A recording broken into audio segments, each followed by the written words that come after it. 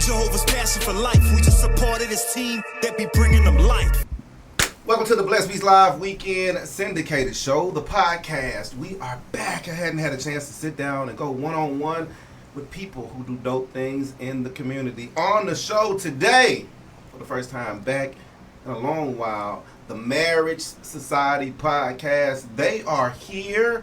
They are in the building. Ernesto. I just had to get that in. What up, y'all? What's going on, brother? Man, y'all have one of the fastest growing podcasts out of the Houston area. And man, this interview is what I call like a long time coming. I'm glad we are in here to talk your story, talk about your podcast, talk about some of the merch and stuff that y'all do and how y'all get started. So before we actually just get started, man, look right there in the camera. Introduce yourselves to the people.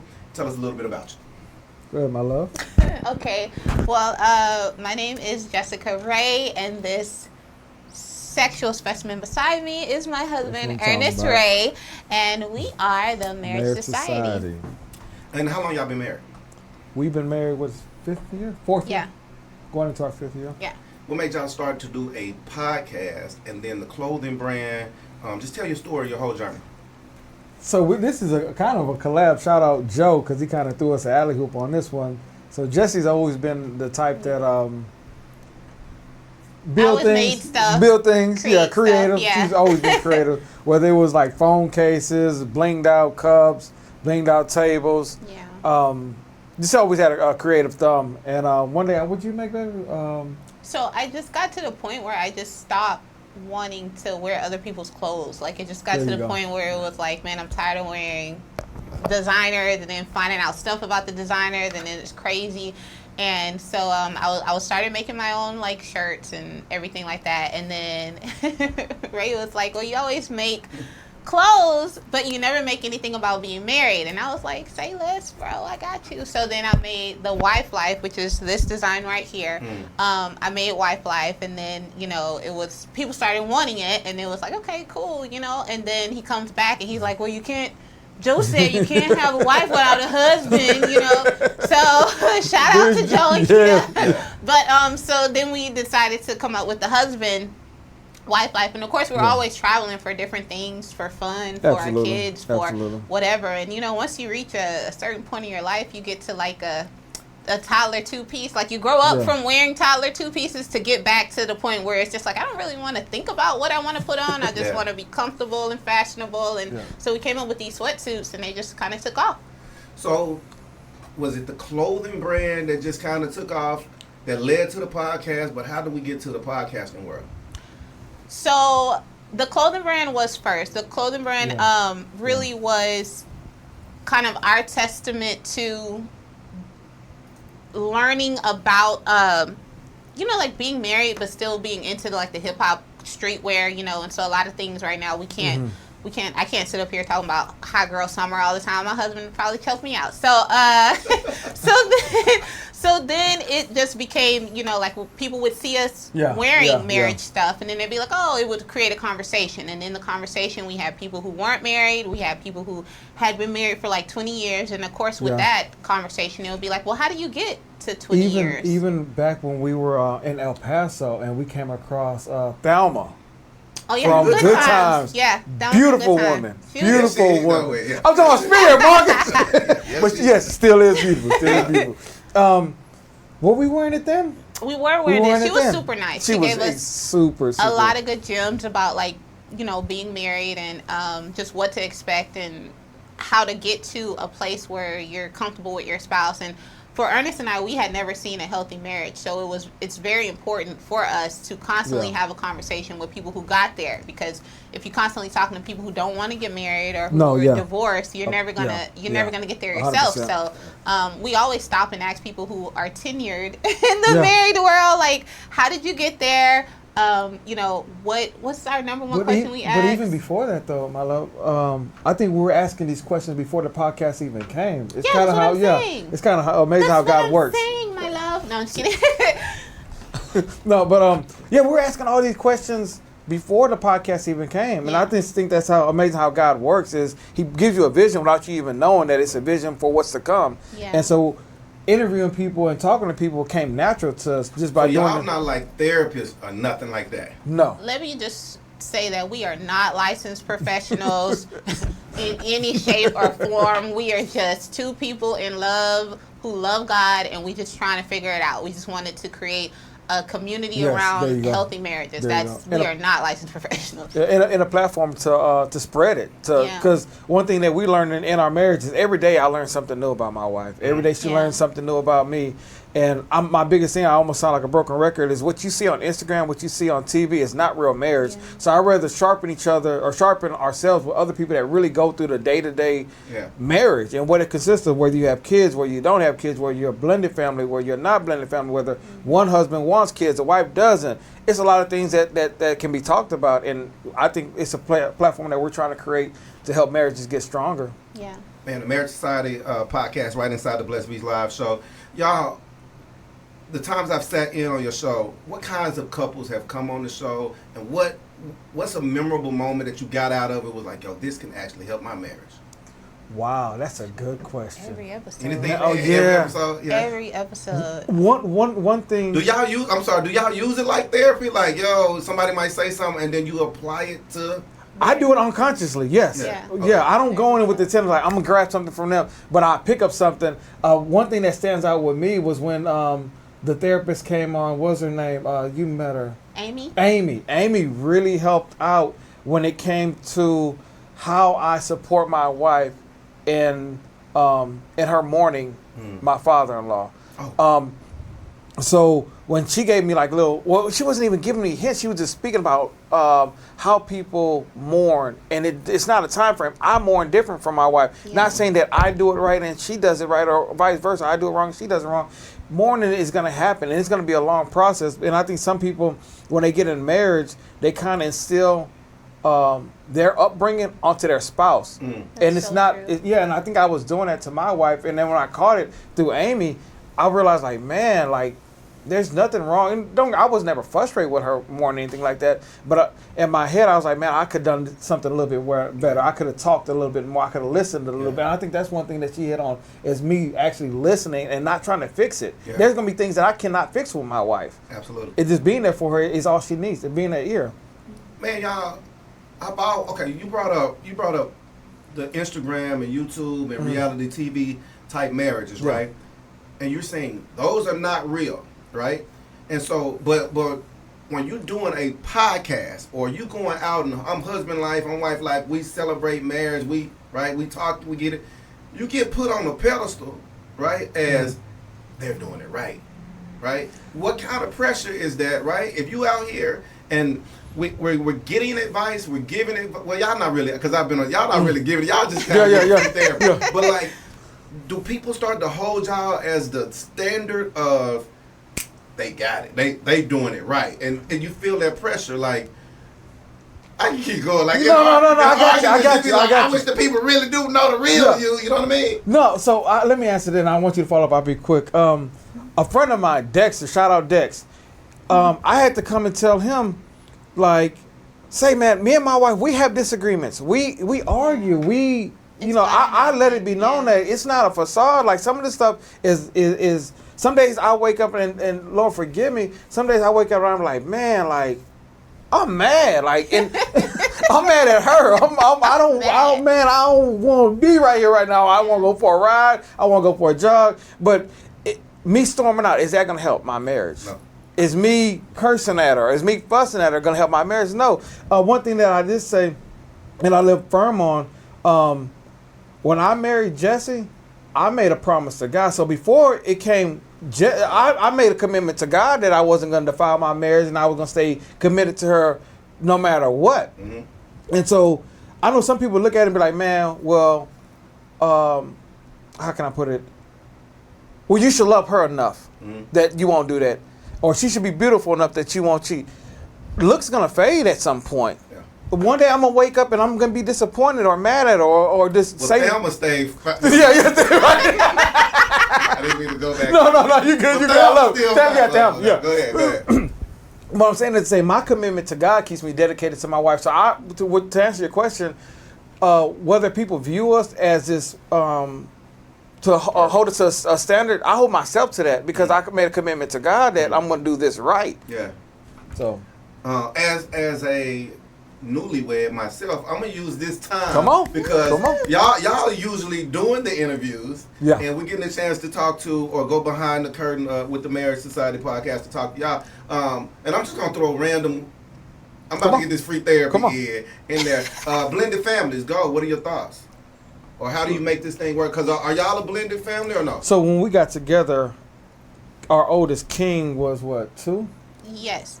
Yes, to answer the question, yes, we are a blended family. My bad. I get confused on the definition of blended family because we don't really look at it like that. But so which one? Blended is where You have two different Y'all got Two kids. people have- This, from somebody else. yes. We got kids from somebody else. We have a blended family, Yeah. my love. Okay. How do y'all navigate through that? Tell me about some rough times. How'd y'all make it work?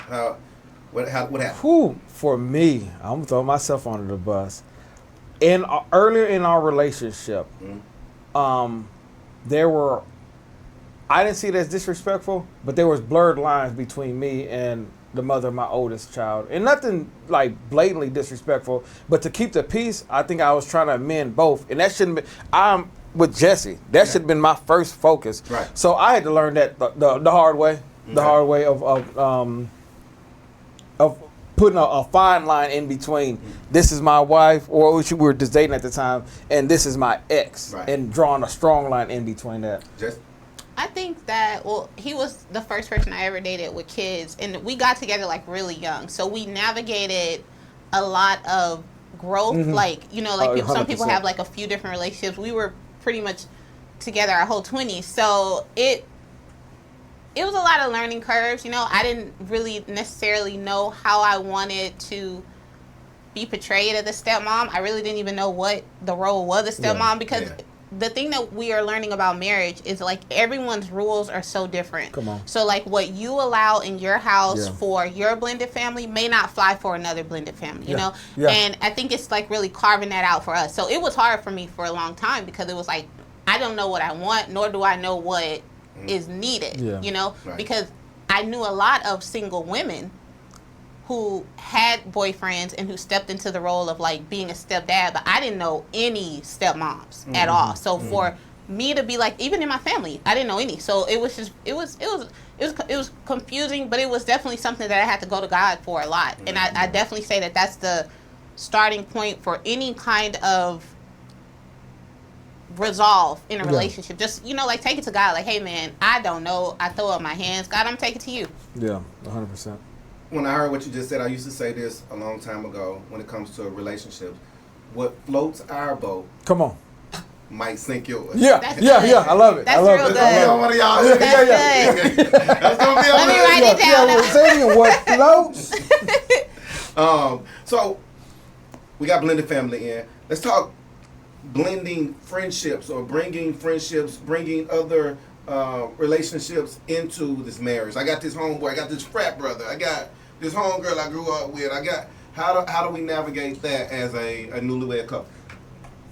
As a newlywed, Or no. Season. Or season, Yeah. both to answer both of the questions. Never put them before your spouse.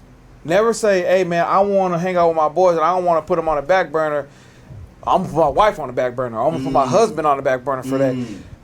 I wouldn't do that. I wouldn't even newlywed or find into. One thing that I love about my wife is she knows and she identifies when I need guy time. So she allows me to go hang out with the guys, go to tailgates and drink. Hey, call me if you get too messed up. I'll come.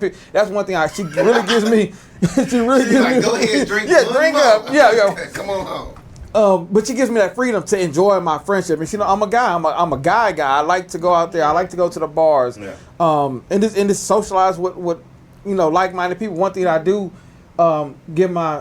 Jesse gives me a lot of credit. I always hang out with older guys. You would never see me hang out, and not saying that I can't gain nothing from a younger guy, but most of the guys I hang out with, I'm getting knowledge from them anyway. And then so if I'm talking to a guy and he's running the streets, I really don't need to be socializing him no more. That's just. I'm gonna say Go this. ahead. Do you believe in the? And I think it's just magnetic, bro. Once you get married, you wake up and you look around, and you like, all my friends married. You know what I mean? Straight up. Yeah, it's like, do you? Matter of fact, let me flip that on you. If one of your married friends now goes to a divorce, is he now out of the circle? No. It's funny. We had a. That was my story. That was a real story, right? I was out of the circle. Never mind. Keep going. I wouldn't banish him. Oh, divorcee, get out of here. No, I wouldn't do that. But can you still go to the game with Randy? Yeah, so how you move, I think. So if I'm married and we're hanging around married, and I got this friend that he was married before, but now he's in the streets. Naturally, y'all, the way y'all vibe, the way y'all hang out, y'all gonna part ways naturally, and it ain't gonna be no hate, no. It's still gonna be love. He's still gonna call mama, and kids, nephew, and all that. It's no disconnect like that. Right. But y'all gonna naturally grow apart. Jess, anything on that? No, I totally agree. I think it goes really, really off of their mindset at the time. When I was a lot younger, I had a friend that was getting married, right? And her husband, or her husband, the guy she was going to marry, her fiance, had made the decision that one of her bridesmaids, her maid of honor, couldn't be her maid of honor because she was like for the streets. You know, she was out there hard. She was out there hard, right? And I didn't understand it at the time. She didn't understand it at the time. But it really went to her mindset having an influence over their wedding party. And to be married now and hear that does make a lot of sense, because you can be someone who's divorced and then go through your divorce and be like, man, but I just wasn't married to the right one. I still love marriage. I still want to be married. I'm still going to work on myself to see how I can better myself in the eyesight of God. Like, all of that, it just didn't work. And that person could still be trying to elevate himself. So you don't X out that person. We're not here to judge you on that. Now, if you're like a whole nother, like, man, it's my time.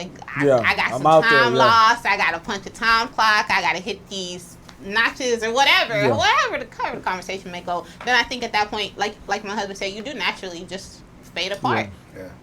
Marriage Society Podcast, hanging out, man, getting all of these gems. This is the Blessed Beats Live Weekend syndicated show, the podcast version. I hope you are enjoying it. Let's continue to dive deep with the family and just ask y'all some more good stuff. Come on. And I started by saying, are y'all therapists? And y'all said, no, but y'all are dropping gems. So drop your stuff in the comments, and, man, we'll go back and see if we get them to answer that at another interview. Let's talk about like finances in the household, right? How does that work? Ernest, do you actually care who the breadwinner is, and how do y'all break down the pot? So, man, we learned this through trial and error. We done the, you have yours, I have mine. You don't know what you make. I don't know, keep it, you the longest the bills I paid, we could. We done all of the joint account. Now we're at the joint account. Hey, man, put it all in the funds together. If we broke, we broke together. If we rich together. But again, it goes back to what works for, what sells my ship may sink yours. What floats my boat? We got yachts. What floats our yacht may sink your little tiny boat. We got yachts. No, but yeah, we tried it all. We tried it all, brother. I will say that hiding money, I don't know if you did it, but I was sure putting a little, I need me some little stash over here. And had it in a whole nother account. That's your Snickers and Skittles money right there. That's all it was. Like it wasn't nothing, nothing like that, but it was hidden. It was hidden good. Just finances. I would say the same, like learning to be together, like having a joint account is like very different, because growing up in certain households, they're gonna always teach you to have like a nest egg over to the side. So that was one thing I think I got in trouble for. Does it matter who's the breadwinner? It's 2025, right? No. Whenever you watching this interview, but does it? Because I know at one point in generations they was like, he need to be the breadwinner, and your parents may even raise you like, if he can't be the breadwinner, then it's, you know what I mean. But does it matter?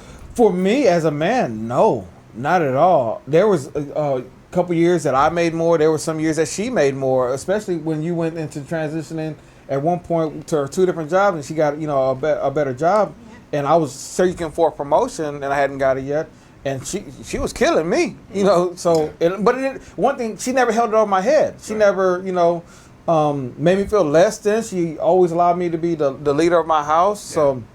So, and there was times like during COVID, like I have a private company. I mean, a separate company where I remodel houses. During that time, wanted nobody in the house, so that kind of dried up. And again, it was just like we coming together, like hey, these bills still need to be paid, and she's like, don't worry about it.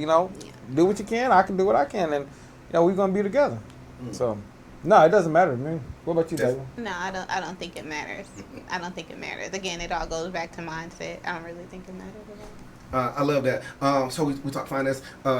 Family. You know how like Ooh. so Come on. I gotta say this. So I just got married and actually we watched the wedding maybe 2 weeks before ours, and this the pastor always says this at a wedding, like, yo, keep everybody off of Facebook, out your business, and y'all shouldn't be, and they even said that I was right. I'm supposed to protect her name and that whole thing, man. But it can come down to family, right? Or matter of fact, I want to talk about family. But then, what happens when you got family? Say family have, and I'm not speaking of my own situation, but like, let's say somebody falls on hard times, and now I got to move brother in, I got to move granny over to that. How do we have these conversations? Like, man, Unc been living in upstairs 9 months now, right? I want my house back. No, right? no, what no. happens? You want to start this one? Because we're going to take a little time on this one. You want to go? I want me to lead it. So for me, all the comments on this gonna be good. I can tell you right now. Go ahead. That was definitely a learning curve for us. I'm gonna be honest and say that I think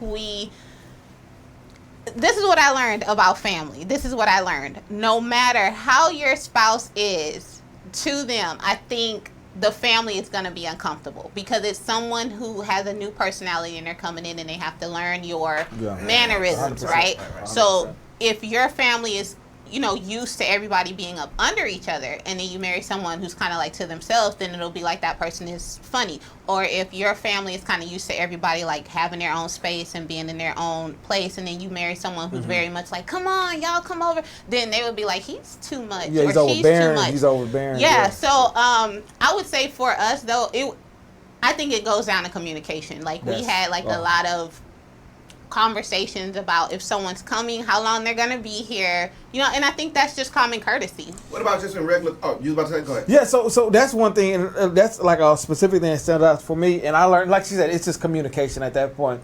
So when I married my wife, I married her upbringing. So I was used to family that's coming and going. You ain't got to call, you just come. And she wasn't used to that. So that was a big. Some people like, hey, no, if they ain't called, don't answer that door. Right. So and then for me, it was like, I don't know, like y'all know where I say come on, and I don't have a lot of people that come over, but it was like, man, if y'all in the area, stop by, get a plate. But my wife is more so like, hey, I don't mind if they come over every day, but just let me know. Yeah, let me know that they coming over. What about in the situation of, say twins, or just say close brothers and like I'm close with my sister, right? And my sister, I almost wanted over, and my sister actually text my wife now, so they cool. But a lot of times you may have somebody go, I ain't really rocking with you. You know what I'm saying? My wife got brothers and sisters, and one of my goals is like I want all of them like me. But what happens if one of them we just don't mesh? How do we? I don't really rock with your boy, right? I think you just stay respectful in that. The word tells us you leave mother and father and cleave to your wife. So if you're gonna be a Christian man and a husband and follow on Christ, you gotta follow that book and for everything that it says. I'm saying this, and it took a lot out of me to do that. But at some point, and you can go down to our children, y'all children. Someday they gonna leave that nest, partner, and it's gonna be you and her. Yeah. It's gonna be you. Y'all gotta look at what we gonna do now. Yeah. So I would never allow my family to intervene into my marriage because they going home to their husbands, they going home to their wives. So how you gonna tell me something about mine and you going home to yours? Yeah. And we all got our own issues. Yeah. But I also don't let them disrespect my wife either. And if my wife came off disrespectful, I wouldn't probably confront her. It's like, hey, let's diffuse this. And not that it happened, but let's diffuse it. And then in private tell my wife, baby, you kind of handled it a little hard. It kind of flashed Yeah, out. you kind of. Speaking of which, all right, let's talk discipline styles, right? Right? I mean, somebody could have grew up from the burb, somebody could have grew up from the hood, and it could be time out in your life, and it's on in this life, right? So, how'd y'all mesh with discipline styles? I think we both grew up corporal punishment style. What's corporal punishment? Whippings. Okay. We grew up with them good old whippings. So, for us, me, go ahead, baby. Go ahead, speak first. We definitely grew up.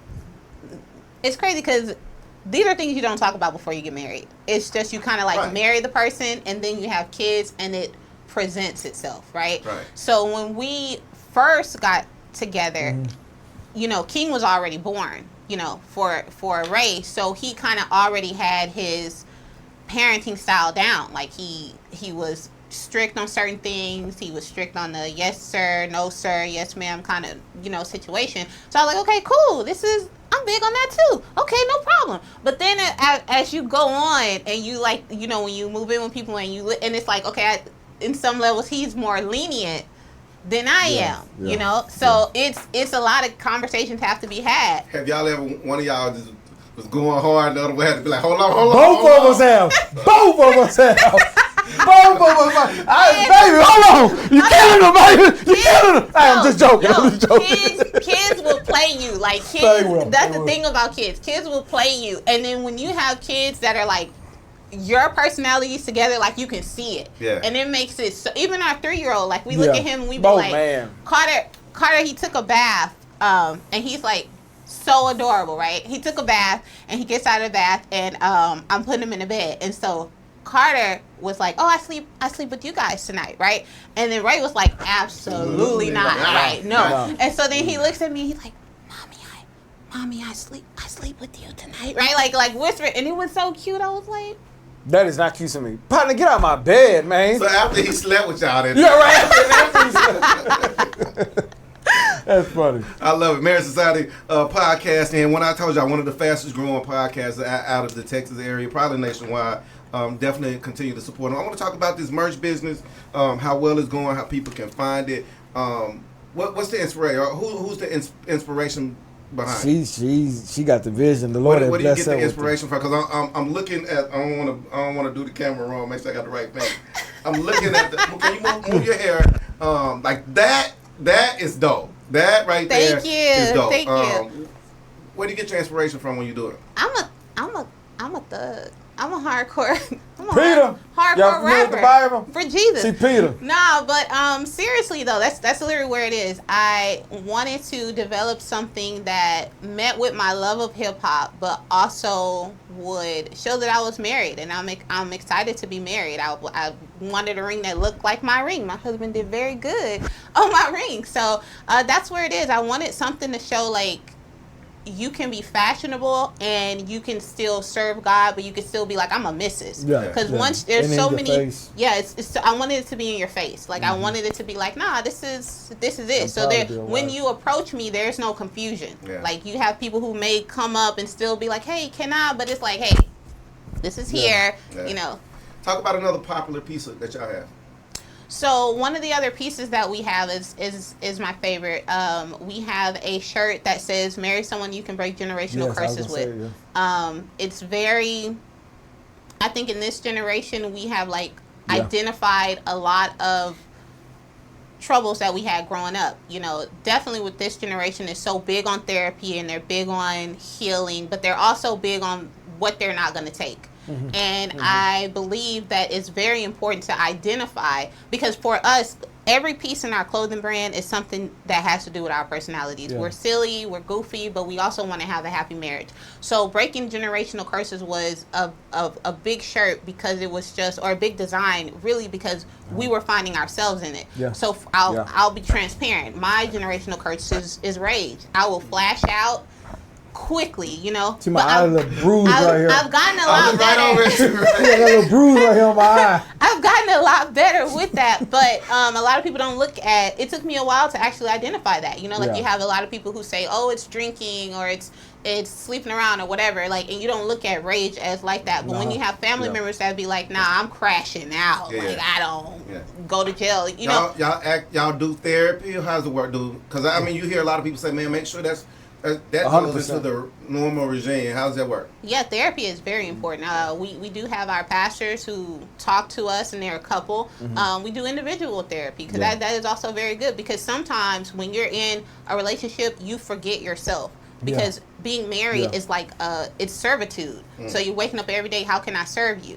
And then in serving somebody, it's also like, man, I'm not going to talk about this because I don't want to cause a problem, but you still got to get that energy out. Yeah. And that's also, very important. I think individually going through therapy helps out identify what triggers are. There's some things that that triggered my wife that I done, and I didn't do it intentionally. There's some things that she done not intentionally, and I realized, man, that's a trigger for me. And were you shocked when you learned some of your triggers? Oh, absolutely. Yeah, absolutely. 100%. The merch. How can people find it? How can they book y'all out or to come do the podcast live, maybe at a church or something? Talk about it. Hey, so if you guys are looking for our latest merch, you can go to They right there, baby. Look at them right there. www.themarriagesociety.com. We are also on Instagram and Facebook and TikTok at The Marriage Society. We're on, we have a Facebook group where you can post your questions. You can post them anonymously if you would like, because we know everyone doesn't have a chance to get to therapy. So everyone in the group is married, and you can post it anonymously and get your questions answered that way. On Instagram, it is The Marriage Society HTX, and on Facebook, it is The Marriage Society, as well as The Marriage Society Apparel. Absolutely. I appreciate y'all stopping through here talking about y'all merch. Like I said, man, y'all are not therapists, but y'all drop so many gems. And one thing that I brag about when I talk about y'all's podcast is how real y'all are, just as a couple. And like I think you just said, y'all actually have the arguments and all of that. And y'all, on y'all social media, I got to ask this. Are y'all promoting marriage, or are y'all just real normal? Are you taking out the trash on the, what's on your Instagram page? Or do we, matter of fact, do y'all share a page? Yeah, we do. We do. Like a personal page? Yeah. We don't no. I thought you were talking about the podcast page. My bad. Y'all share the podcast. No.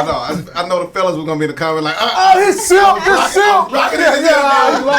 He's simped out. Yeah.